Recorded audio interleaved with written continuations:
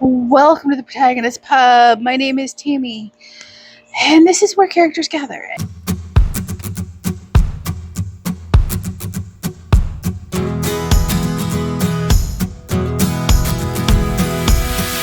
And I am refilming this. I originally filmed this on the 11th of August, and we had a little sound issue, so we're refilming. And we are doing anticipated releases. It's actually okay that I'm refilming, so I'm not upset. So we're going to do two subjects today. We're going to do the clean reads and the odds and ends. And as always, I will timestamp. And there are some books in this video that I am really looking forward to. Okay, so first up, let's do odds and ends, or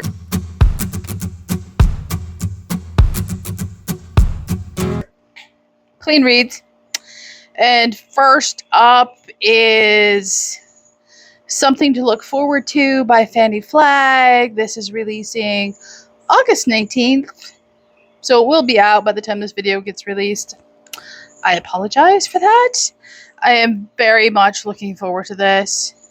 This is a collection of interconnected stories.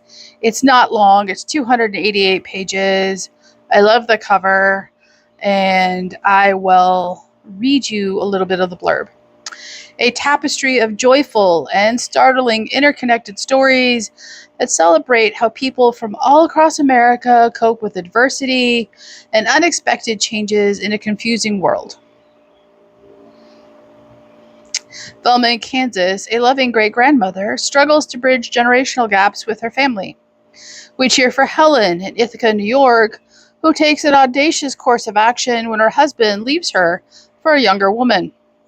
In Brent Fork, Wyoming, in Milwaukee, Wisconsin, in Tucson, Arizona, and in towns and cities all across America, people figure out inventive ways to overcome obstacles to happiness. And in Fort Wayne, Indiana, Special Agent Frawley is studying the mysteries of being human from an original perspective. I just think it sounds fantastic. I love her writing, so this was easy for me. And it looks like I'm losing internet. Hang on. Next up is A Simple Kindness in Flatsboro by Heather Norman Smith. This is a quote-unquote Southern novel. It releases the 16th of September. And this is Christian fiction. And I will read you a little bit of the blurb. Andy Clark has always been different. But it isn't just the tumultuous mask covering half his face that sets him apart. It's his quiet kindness. As an anonymous do-gooder in Flatsboro, North Carolina, Andy lives out what his mama taught him, even though she's no longer there. Della Rose Miller, a well-known former beauty queen, escapes her crumbling marriage to arrogant Wade Miller and moves back to her hometown in hopes of finding reprieve. She and her daughter settle into a little Flatsboro apartment and quickly learn that they're in the same complex as a childhood classmate whose heart Della Rose broke in 3rd grade. With her life turned upside down, Della Rose is uneasy about starting fresh. But when unassuming Andy turns his generosity toward her daughter, an unlikely friendship rekindles. When a heroic act suddenly pushes Andy into the spotlight, he risks his anonymity and quiet day-to-day habits to stand up for what's right. As Della Rose navigates the end of her marriage and Andy continues his secret philanthropy, they navigate grief and trusting God. I think this sounds unique among Christian fiction, and I don't say that lightly. Okay, next up would be The Red Cottage by Hannah Linder. This releases the 1st of November, and I will read you a wee bit. Enjoy another Gothic-style Regency from Hannah Linder in this tale of a maiden whose memory and dreams are brutally stolen. Okay, That is all I need to know. I haven't read Hannah Linder yet, but she is definitely on my radar. Okay.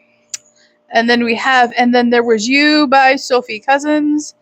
I have not read anything by her, but this releases the 18th of November, and I will read you the blurb. What if you could date someone perfect for you in every way? There's just one catch, and it's a big one. Stuck in a PA job and living at home with her parents after a painful breakup, 31-year-old Chloe Fairway isn't where she wants to be in life. The last thing she needs is to face people who once voted her most likely to succeed at her upcoming 10-year college reunion. And she definitely doesn't want to see her former best friend, Sean Adler, who is now a hotshot film director living the life Chloe dreamed of.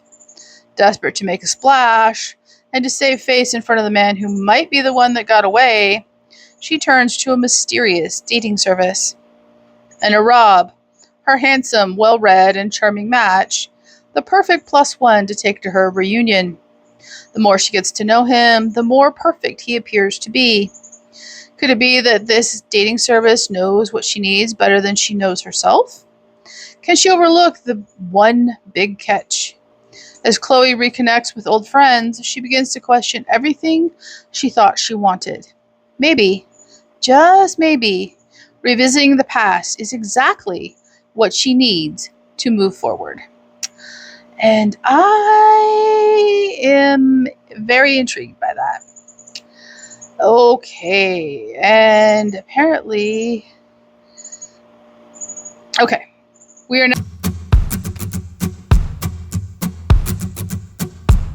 now going to do odds and ends, and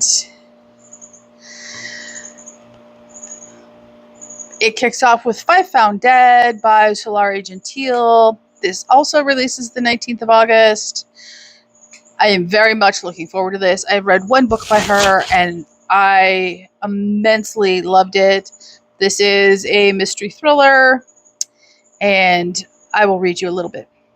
On a train, there are only so many places to hide. Crime fiction author Joe Penvell has won the most brutal battle of his life. Now that he has finished with his intense medical treatment, he and his twin sister Meredith are boarding the glorious Orient Express in Paris, hoping for some much-needed rest and rejuvenation. Meredith also hopes that the literary ghost on the train will nudge Joe's muse awake, and he'll be inspired to write again. And he is. After their first evening spent getting to know some of their fellow travelers, Joe pulls out his laptop and opens a new document. Seems like this trip is just what the doctor ordered. That is all I want to know. My library will undoubtedly get this, and I will be hopefully first on that wait list because I really want to read this book. I really loved the one I read by her. Next up is The Secret of Orange Blossom Cake by Rachel Linden. This releases on the 30th of September, and this too could have fit in the fantasy recommendations. I love the cover of this book. I haven't read anything by her. I know this is magical realism. I have another of her books on my Kindle. Which do I have on my Kindle? I don't remember at this point, but I know that I'm very interested. So I will read you a little bit. A magical cookbook and a summer on her family's Italian olive farm help a broken-hearted social media chef cook up a satisfying new life in this delectable novel. Rising star Jules Costa loves recreating vintage recipes for her popular online cooking show. But when a personal and professional disaster strikes, her only chance of saving her career is to complete her new cookbook before the end of summer. Panicked, Jules returns to her family's beloved olive farm on the shores of Italy's stunning Lake Garda. Seeking culinary inspiration, she's hoping to convince her spunky 80-year-old Nana Bruna to share her precious collection of family recipes. Yep, that's all I need to know. I really want to read this book. Okay, this too could have belonged in fantasy. Obviously, I missed a bunch. Ooh, this is out of order. This releases September 11th, and that is Daughter of the Otherworld by Shauna Lawless. This is the fourth book in the Gale Song trilogy, or Gale Song series. You do need to read these in order as they are consecutive historical fantasy. I have just requested my library purchase this one, and I'm not going to read a lot because this is one I do very much want to read. From the author of the Gale Song trilogy, an epic new historical fantasy set in the tumultuous, magical world of medieval Ireland during the time of the Norman invasion. Over 100 years after she went missing, a soul born to the family of a famous Irish king and a powerful immortal inexplicably reappears. Her mother's kin, the descendants, are one of two magical races of Ireland, but no descendant can understand the reasons for his soul's disappearance, and worse yet, she is giftless, born with no magical ability, a dangerous thing when the magic-rich Fomorians, ancient enemies of the descendants, are growing in strength. That's all I need to know. I really want to read this book. I am hopeful my librarians don't take their sweet time ordering it, and they, Okay. Next up is releasing on the 7th of October is The Second Chance Cinema by Thea Weiss. Again, magical realism. A magical theater atop a cobblestone path alters what a couple knows about themselves and each other. In this scintillating debut, brimming with nostalgia and life-affirming wonder. At the end of a fog-covered alley glitters a glamorous cinema. It is nearly impossible to find.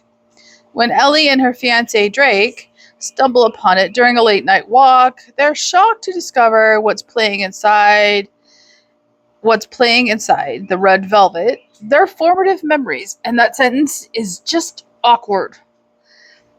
This is very high on my list to read. I'm probably going to have my library pick it up. And it is 320 pages. Okay. Also releasing on the 7th of October is Cover Story by Mahari McFarlane. This could have gone in the clean section. She supposedly writes completely clean novels. I've never read anything by her, so I was unsure, so I put it here.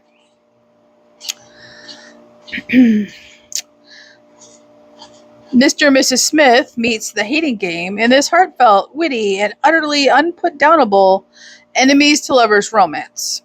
And this doesn't give me a page count.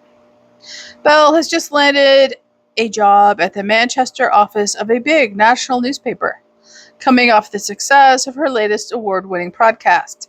The team is small, consisting of Belle, her ambitious colleague Erin, and the new intern. But when the intern turns out to be a 30-something man called Connor, she is not impressed. She's patronizing, he's hostile. It's a terrible start. Connor's life is in a state of collapse. He left his seemingly perfect life in London, a well-paying job, great apartment, and a beautiful girlfriend, for a chance to pursue a lifelong dream of becoming a reporter. After a bad first impression with Belle, his internship begins to feel like another series of poor decisions. But if Connor were honest with himself, she's the first bit of excitement he's felt in a very long time. When Belle suddenly finds herself at the heels of a huge story, she's determined to see it through, even if it means involving the inscrutable and aloof Connor. Before they know it, they must convince people they're not just a couple, but a couple madly in love. If they mess up, Belle's cover is blown, and the biggest story she'll ever have landed will disappear, along with justice for its sources. But But as time goes on, Belle and Connor start to wonder if their cover story is just an act or if their feelings are real. Sounds interesting. My library has it. I might pick it up. Okay. I've never heard of this series. It is book 10 of the Gilded Age mystery series by Rosemary Simpson. It releases the 28th of October. That is in deadly fashion. I love this cover. I know nothing about this author. I know nothing about this series. I freely admit the cover is screaming at me. I will read you a little bit. Heiress Prudence Mackenzie and ex-Pinkerton Jeffrey Hunter are about to become more than partners as investigators. They are to be wed at Trinity Church in Lower Manhattan.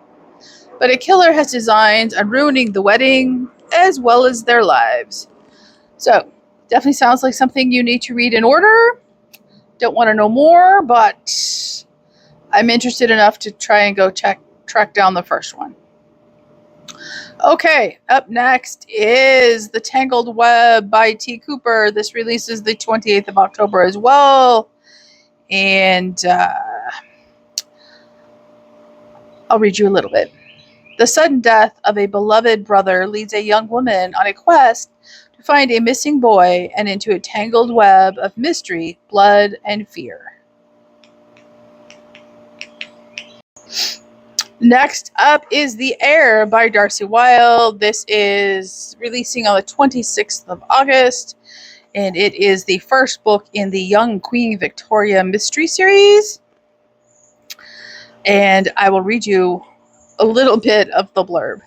Destined for a life beyond her wildest dreams, born fifth in succession to the throne, and determined to get to the bottom of a most foul puzzle. The future queen becomes a rebellious sleuth when she vows to solve the mystery of a dead man scandalously discovered in the grounds of Kensington Palace. By her. The young Victoria remembers nothing but Kensington Palace. Arriving as a baby, she has been brought up inside its musty, mold-ridden walls. Others may see the value of Kensington's priceless artifacts and object art, but the palace is a jail cell for young Victoria. Raised with an incredibly strict regime to follow, watched at all times by her mother, the controlling German-born Victoire, and Victoire's prize advisor, the power-hungry Sir John Conroy, the bright 15-year-old is allowed no freedom at any time, except that which she steals or wheedles for, always in the company of Conroy's resentful daughter, Jane. But one fateful afternoon, Victoria slips away from her mother to ride out on her beloved gelding Prince. With reluctant Jane in tow, the princess gallops out from the palace green. But what would normally be an uneventful trot around very familiar terrain presents the mutinous princess with a most bewildering sight. A dead man. And on the grounds of the palace, no less. Okay, that's all I need to know. I'm very, very interested in this. Okay, the next book should have been in the fantasy releases, but I didn't find it until afterwards. It is the 25th book in the Saga of Recluse series. They are all standalone, so if you pick one up, if you pick one up out of order, you're not missing anything.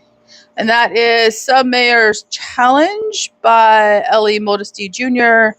This releases on August 26th as well. And I'm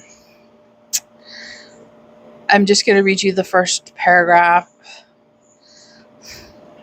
And of course, it has a character name that's unpronounceable. Alia Kal, a submajor in the Mirror Lancers of Sidor, the Empire of Light, is serving the last year of his tour as commanding officer of a remote border post. Rumors hit that the Cyrilnist Duke, in retaliation for Alika's success in a border skirmish, is readying an even larger attack. These are very well written, character driven fantasy. And I love his writing. I actually prefer him to Hobb, but the number of books can be intimidating. I love his books. Okay. Next up, releasing on the 9th of September. I actually won this from Goodreads a while back. Would be The Elements by John Boyne. And I will read you the back of this one.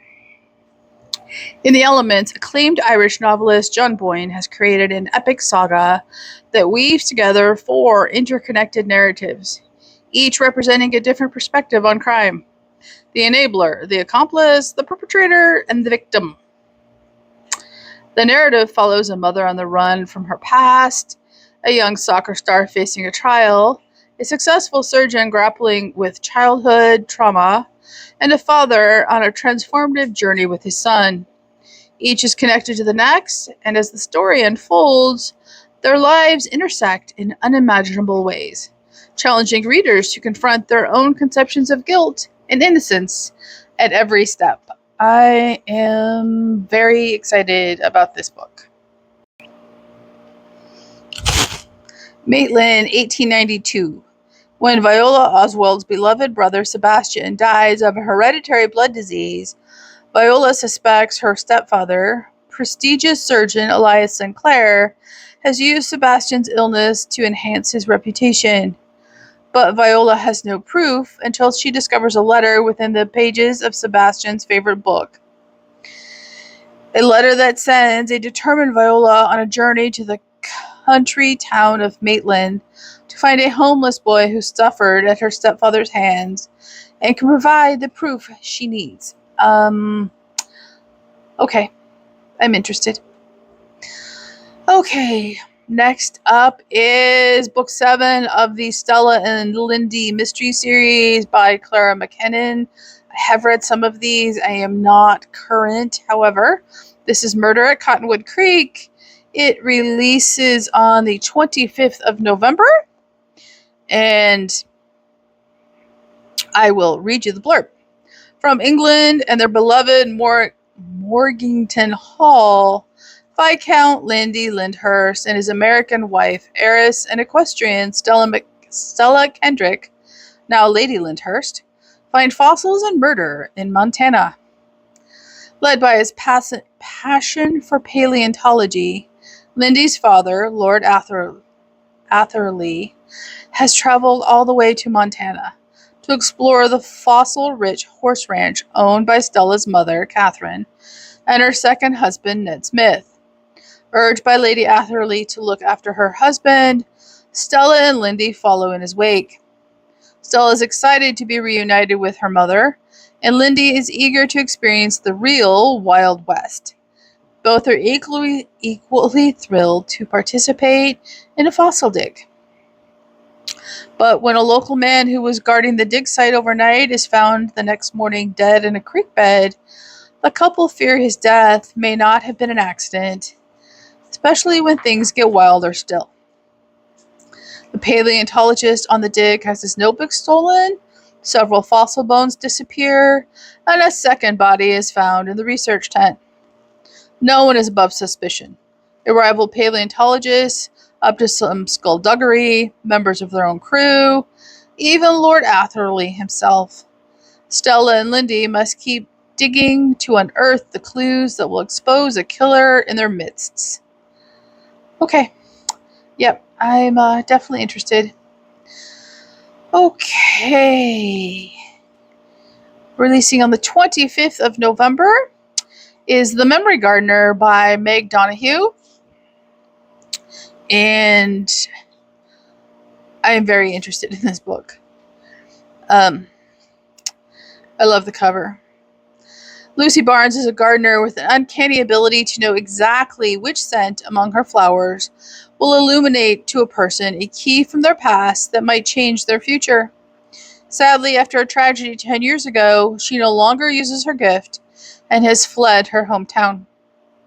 But 6 months after her mother's death, Lucy awakens to find her mother's unmistakable scent drifting over her, and she knows she is being called home. When a mysterious note leads her to take a job as the gardener at the Ocean View home, a senior living residence, Lucy finds herself wondering if there is more to her gift and to her mother's past than she ever knew. Her work among the lush gardens of Ocean View Home soon awakens the entire community, unearthing memories that will forever change all who cross Lucy's past. Lucy's path. But not everyone is happy to see how her presence has transformed the Ocean View home. And when a secret comes to light that threatens to shatter the entire community, the future suddenly looks uncertain. Have the memories that Lucy has unearthed awakened something wonderful? Or are some memories better left buried? Chickens up to shenanigans. Okay, and that appears... Yep, that is the end for this anticipated release through the end of the year. There are many books in this one that have my full attention. Did any of them sound interesting to you? Leave a comment down below, like and subscribe, and I will see you here next time at the Protagonist Pub.